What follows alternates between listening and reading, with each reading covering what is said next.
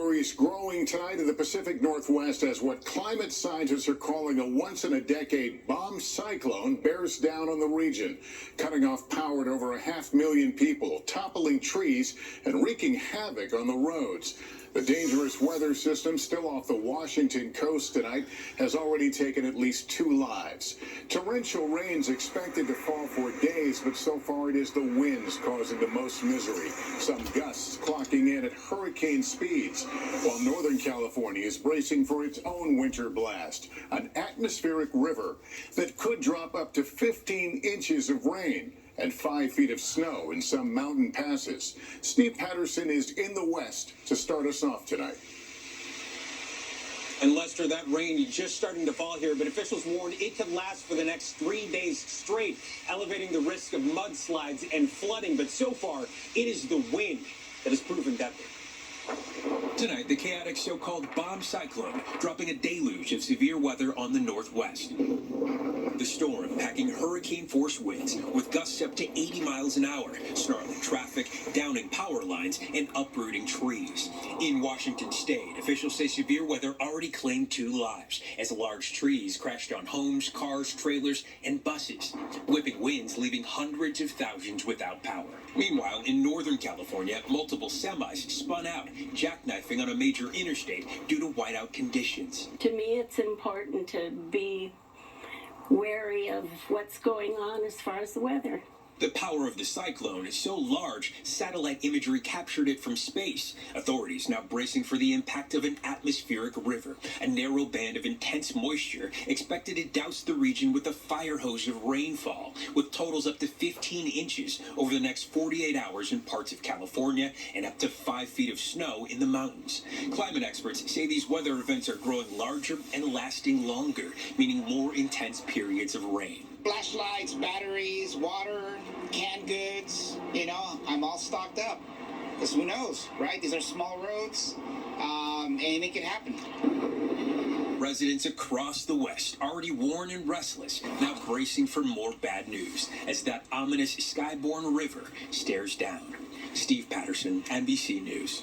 Bill Cairns is tracking these storms. And Bill, this situation is about to get a lot worse. Yeah, this is a rare situation. We had our bomb cyclone, you can see swirling here, is about to be replaced by another rapidly intensifying storm and hitting the same exact areas. It's going to drive this atmospheric river into California for 3 or 4 days in a row. So that's the issue. We got the rain adding up in all the river basins, and that's the problem in the mountains with the snow, too. Some areas, that's how you can get 5 feet of snow out of this. So as far as the biggest risk area, it's Northern California, high risk of flash flooding as we go through tomorrow, Eureka to Fort Bragg, but all the way to the Oregon border down to Santa Rosa has a chance for pretty extreme flooding. And as far as the rainfall amounts, someone by the time when this is all said and done will get up to 10 to 15 inches. And as we say, the high mountains easily 2 to 3 feet, as high as 5 feet. All right, Bill Cairns, thank you.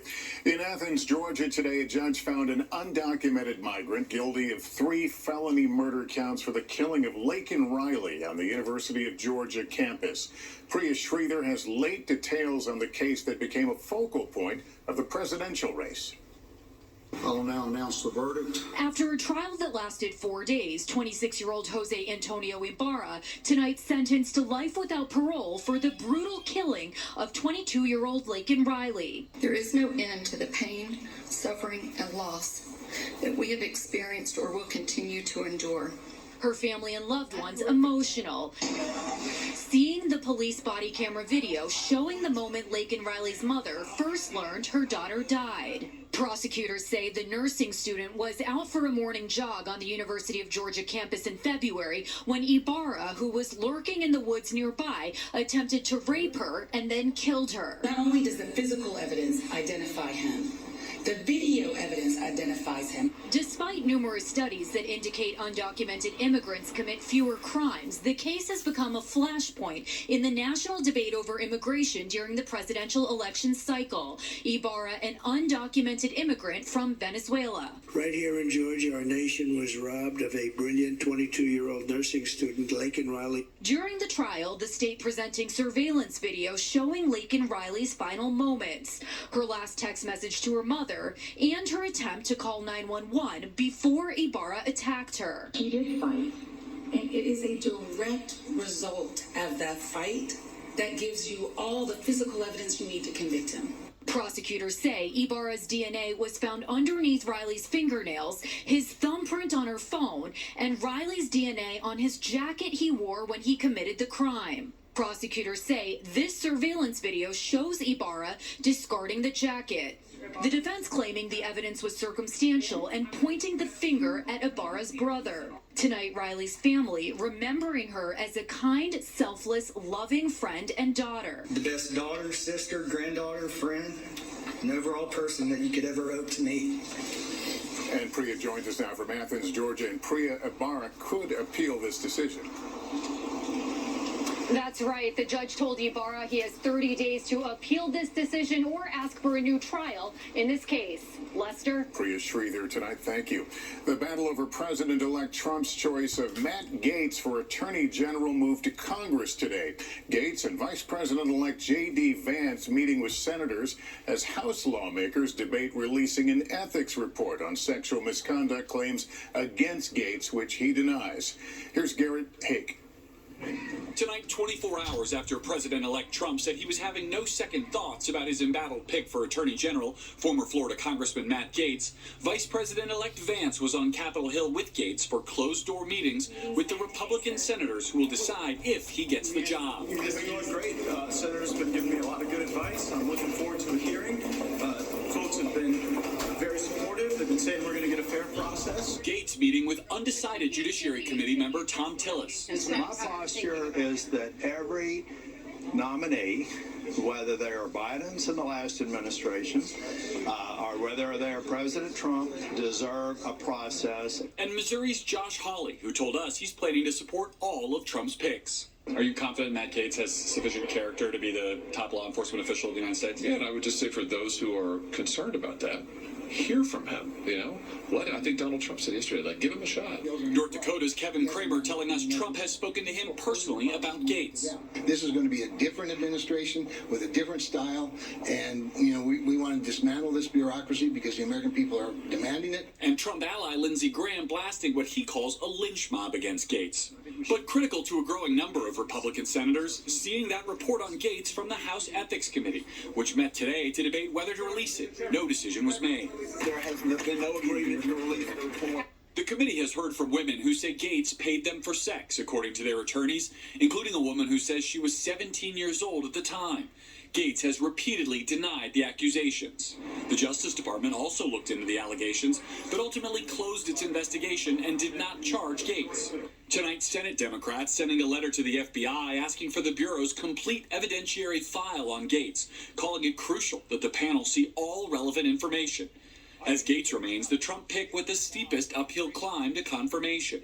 Maine Republican Susan Collins among those appearing skeptical. I was shocked by the nomination, given the many allegations. Trump also announcing former pro wrestling executive Linda McMahon is his pick for education secretary, and tomorrow Vice President-elect J.D. Vance returning here to push for Trump's Pentagon selection, Pete Hegseth.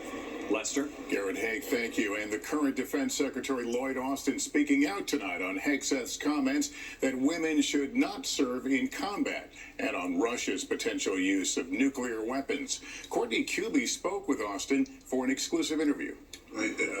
Tonight, Secretary of Defense Lloyd Austin weighing in on escalating tensions with Russia after the U.S. made the rare move to temporarily close its embassy in Kyiv amid a threat of a significant Russian air attack.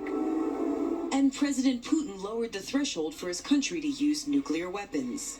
Is there a reason to believe that Vladimir Putin may use a nuclear weapon? We've known for several weeks that they were revamping their policy on use of nuclear weapons. I don't see an indication that there's an imminent intent to use nuclear weapons. Is he bluffing with this change? He has rattled his nuclear saber quite a bit, and this is dangerous behavior. In his first interview since Donald Trump was elected again and chose media personality and veteran Pete Hegseth to take over the Pentagon, Austin addressed some of Hegseth's views. Your possible successor has said that women should not serve in combat roles and they make fighting more complicated.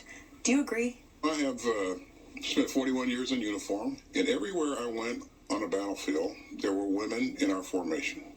I would tell you that, our women are the finest troops that in the world. Do you have any concern that women impact readiness of these units? They do impact readiness.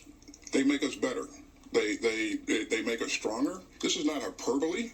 This is fact. I'm just telling you what I've seen. Your likely successor has also said recently the U.S. has to fire the chairman of the Joint Chiefs because of his support for diversity initiatives. How would Captain Lloyd Austin have felt about a statement like that out of the incoming Secretary of Defense? You know, Captain Lloyd Austin would be very concerned. Courtney, I think it's important that young officers, young soldiers, young sergeants be able to see themselves in our senior leadership. This is the third time that I've served with General Brown directly. He's one of the most competent officers I've ever worked with. I asked Secretary Austin if Pete Hegseth has what it takes to be Secretary of Defense, and he said he doesn't know him. Lester? Courtney Cubie, thank you. Also tonight, the Speaker of the House wading into the controversy over trans rights, issuing a new policy on the use of bathrooms at the Capitol. As Ryan Nobles explains, it comes after the election.